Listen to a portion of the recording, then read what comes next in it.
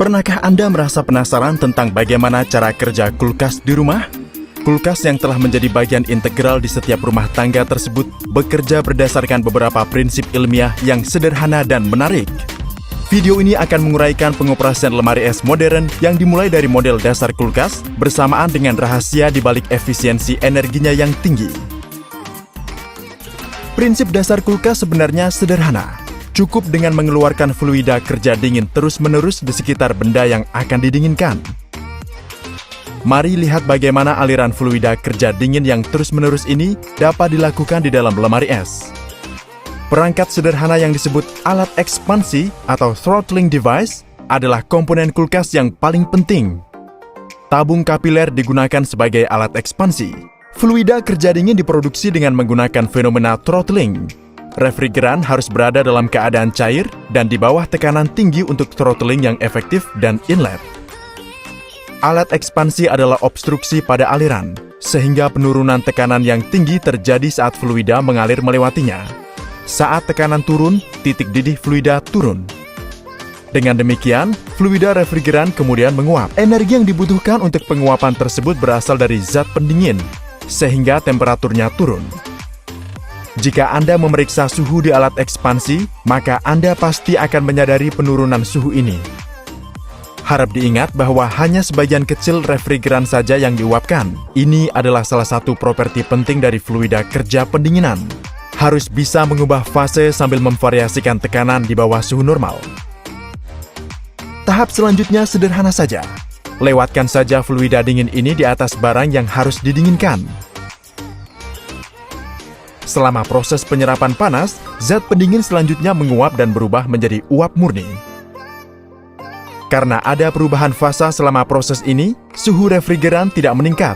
Penukar panas ini disebut evaporator.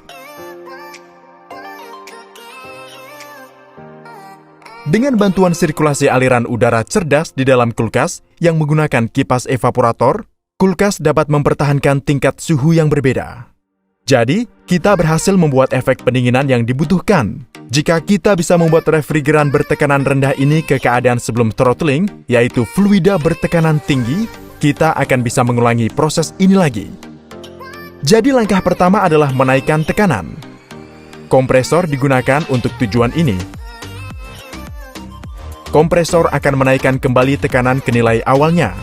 Anda bisa lihat bahwa yang digunakan adalah kompresor tipe reciprocating. Namun, karena ini adalah proses pengopres gas bersamaan dengan menekannya, maka temperaturnya juga akan meningkat. Hal ini tidak bisa terhindarkan. Kini zat pendinginnya adalah uap bertekanan tinggi. Berikut adalah alat penukar panas lainnya untuk mengonversi gas menjadi tahap fluida. Penukar panas ini dipasang di luar kulkas. Dengan demikian, ia akan membebaskan panas ke sekelilingnya. Uap akan diubah menjadi fluida, dan suhu akan mencapai tingkat normal. Penukar panas ini dikenal sebagai kondensor. Kini, zat pendingin kembali ke keadaan awal, sehingga bisa diumpankan ke alat ekspansi lainnya. Hanya dengan mengulangi siklus ini berulang-ulang, kita akan bisa mencapai efek pendinginan yang kontinu. Siklus ini lebih khusus disebut siklus kompresi uap. Sekarang pertanyaan pentingnya, bagaimana cara membandingkan kinerja kulkas yang berbeda?